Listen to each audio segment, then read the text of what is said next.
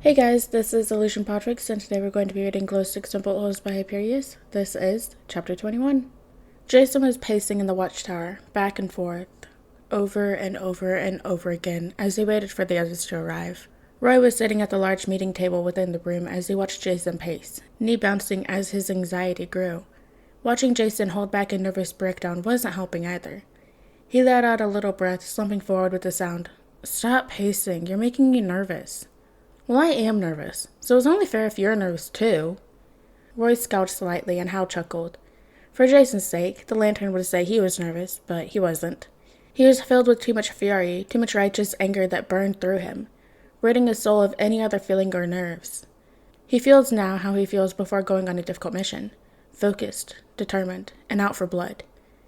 He refuses to lose, to anyone, but least of all to Bruce. Roy sent Hal a sharp glare. "Why are you laughing?" "You two are adorable," Hal smirked. "Really, too cute." "Oh, fuck off." Roy stuck up his middle finger and Jason rolled his eyes. They both knew Hal was an asshole, but Jason didn't get how he could joke at a moment like this. Especially right now, before this meeting. Except, whatever. He can't even focus on being angry at Hal right now, as his mind keeps swirling back to the confrontation they're about to have. Hal snorted with a lazy grin. "Calm down. You shouldn't stress too much. Daddy Hal is here, and he's going to protect you." Jason groaned at that joke. "Ugh. Someone, please kill me again." "Don't say that." Roy kicked Jason's shins. "Awful." With a little snort, Jason rolled his eyes, but he did feel the tension start to slowly drain from his shoulders. They were right, really. Hal was there to support him, and so was Jason. He isn't alone in this fight, and he isn't alone when he has to face Bruce.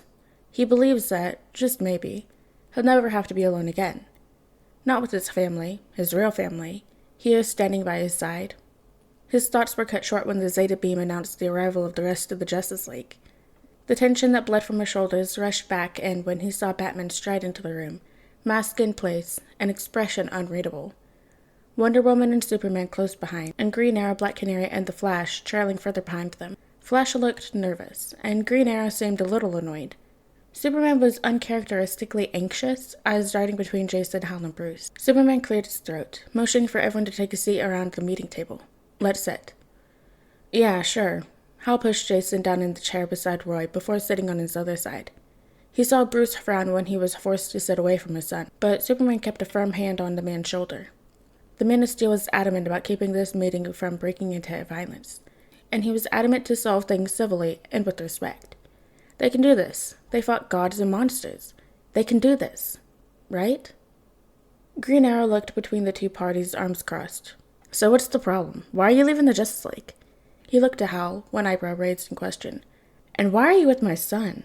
Roy scoffed. "Are you really wanting to start this right now?" "Wait, no, fuck you. We're not talking about this right now, so shut up." He crossed his arms. "Hal, your turn." "Well," Hal let the word stretch as they leaned back, crossing his arms over his chest. "I refuse to work with an abusive asshole." "Language." Clark leaned forward on his elbows, glaring at Hal. "We're being civil." "Wait." Diana leaned forward, eyes intense as she stared at the lantern. "Abusive? Who?" She paused briefly, eyes looking at Jason, noticing the way his gaze was unmoving from his interlocked fingers. Then back to Bruce's impassive facade. Realization dawned with horror. "Bruce, tell me it's not true." "It's not true." Bruce looked at Wonder Woman. "They're over-exaggerating what's happened and ignoring how I'm trying to improve." Dinah frowned. "Exaggerating what, exactly?" "Family arguments that have no reason to be aired out to the rest of you." "That would be true, if these apparent arguments weren't making one of our own leave the league. However, it is." Diana turned from Bruce to stare at Hal. "I expect you to have evidence supporting your accusation." "We do." The lantern turned to the Flash and made a little motion. Barry nodded and pulled out a small USB, walking over to the watchtower's computer and plugging it in. Batman watched with narrow eyes, anxiety clear for those who knew him. This anxiety, it made Clark nervous to see, and it made something dark and unpleasant start boiling in his gut. If Bruce didn't have anything to hide, he wouldn't be so nervous, and Clark hated that realization. He turned to look desperately at his friend, his eyes pleading and a heavy lead pit forming in his stomach. He's promised to be at his friend's side through thick and thin, but he doesn't know if he could do that in this situation. If Bruce really did abuse Jason, then how could he ever try to defend him? How could they still be friends? Wonder Woman's frown deepened. Jason, I've noticed you haven't spoken. I wish to hear your statement. Jason cleared his throat. He fought to be here. He fought to be here, and he's fought to make them hear his voice and his side of the story. So he couldn't stop now. He can't stay quiet. He can't submit under Bruce's oppressive gaze any longer. He needs to find his voice and speak. I didn't think Bruce was, abusive until I started talking with Hal and Guy. They made me realize how much he's hurt me and more than hurt me, how he abused me. It's true. The accusation's true. No. Batman crossed his arms over his chest and scowled softly, ignoring the way it made Jason duck his head and tremble. They manipulated you into believing their lies. Hal wants to tarnish my reputation. Not everything is about you. Hal stood, slamming his hands down on the table as he did so. There was a deep scowl marring his features and a hatred in his eyes. This is about your so-called son and about how you hurt him. Hal. Clark's words were sharp and commanding. We're being civil. With a little grimace, Hal forced himself back into his seat. Fine. How about we skip ahead and just prove it then? Yes. Dinah crossed her legs. Leaning back in the chair, she drummed her fingers across the table. I think we should skip all of the debate and go to the evidence. It'll help us avoid some of this pointless drama. And get to the necessary drama. Barry nodded once more, pulling out his phone and sending a quick text before turning on the video. Bruce's eyes widened when he saw the Cal footage, his private footage, displayed across the screen. It was damning. The Justice League watched in horror as Batman threw a battery at his son. They watched as Jason's throat was slit by the hero, the father, and they watched as Batman abandoned his son, saved the murderer, Joker, but not his boy. They watched in horror as Batman brought his son to Ethiopia, to the very place he was murdered, and edged him into a physical fight. They watched in horror as Jason kept coming back, hoping to join the family, hoping things would change, helping them case after case and always being shot down when his use was up. He was always yelled at, blamed, or worst of all, hit by his own father. They watched in horror until the images finally passed and the screen turned black. Jason was staring intently down at his hands, refusing to meet anyone's eyes. Hal had an arm wrapped protectively around the young man, glaring at Bruce with the fierceness of a mother bear protecting her cub.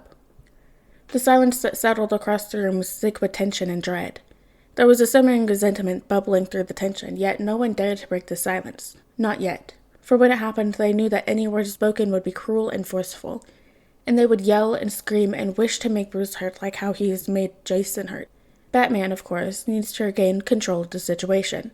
He can't allow to let his name be smeared, and he's a colossal douchebag, so of course he'd say, "How'd you get my private Cal footage?" That's when the ticking time bomb exploded. That's what you're fucking going on about? After watching all that, you're upset about where we got the footage?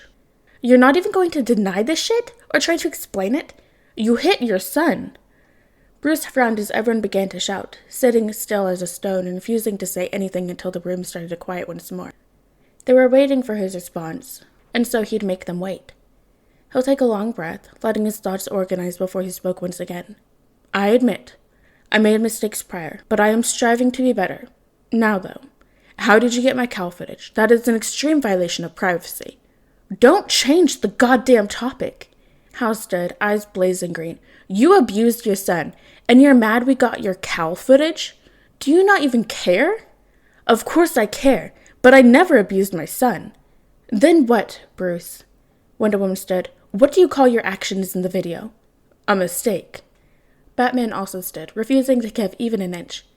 I understand I messed up horribly, but I am getting better. I'm working on it. And prior to Hal's interference, Jason would have stood by that statement. Stood by him. Oh, are you better? Hal scoffed. You know how Jason found me? He came to me, told me he was running away from Gotham and from you. Is that getting better? Batman scowled. That was only a little argument. He ran across the country to get away from you. None of the heroes heard the Zeta beam welcome someone else into the watchtower, too wrapped up in their own thoughts. Batman's scowl deepened. And you broke into the Batcave to frame me. They didn't break in. Batman turned, unable to hide a shock as they watched his eldest ward stride into the meeting room. Guy Gardner close behind. I let Barry into the Batcave. We found the footage together. Dick. Bruce froze, forcing his expression to once again be unreadable. He can't let them see how he's hurt. What are you doing here? I'm doing what's right. Dick took a shaky breath, settling just a tad when he felt Guy place a comforting hand on his shoulder. I'm standing up against you. Excuse me? Clark stood. Dick, are you sure? Dick nodded. Yes. He hurt my brother. He hurt my brother. Dick's eyes moved past Clark to settle on Jason. His heart hammered in his chest, but he saw how much Jason softened, how he looked to Dick with hope and care. He looked to Dick as if the man was keeping the whole world from toppling, crushing him, and that was enough to steel his resolve. He is doing the right thing, no matter how much it hurts. His gaze turned back to Superman, heartbroken. How can you stand by his side, Clark? I'm not. I'm... Clark bit his lip as he tried to gain control over his emotions. He knew he felt confused and hurt. Clark had stood by Bruce's side through thick and thin, and Bruce has supported him when no one else would. They've been through so much together, and it's made them more than friends. They're brothers. Clark is Damien's godfather, and all of the kids has considered him their uncle. They're a family, which is why it feels like a betrayal to know Bruce has been hiding such a horrific thing, and has been enacting such horrific abuse. And, perhaps, he feels like a failure for never noticing the abuse despite being so close to them, to Bruce. He now has to admit that he's allowed his bias to blind him to the truth. And because of that, his nephew was hurt. His nephew was hurt by the one person who should have had his back and loved him unconditionally. Clark choked back a broken breath. I'm not on his side. Bruce's head whipped to the side to stare at Clark, but Clark couldn't make himself find Bruce's eyes. He knows his friend is angry at him now, but, well, he deserves it. He heard his son over and over again. Bruce lied to him. He lied about what he did to Jason and about how much he'd hurt him. He hid his abuse and denied it over and over and over.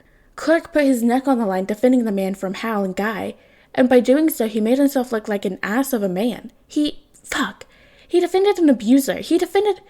Damn it. How could he do this? Clark raised his gaze and made eye contact with Bruce, matching his glare with one of his own. He's Superman. No. He's Clark Kent, and he will do better. You can't deny what we just saw, Bruce. You abused Jason. Dick took a deep breath, knowing the worst is just starting. I took Tim and Damien. They're staying with me. Bruce jerked his attention back to Dick, taking a step forward before Wonder Woman stopped him with an unbreakable grip on his arm. Her hold was tight and threatening, daring Bruce to try and break it. Bruce growled, but it didn't test her strength, attention still on Dick.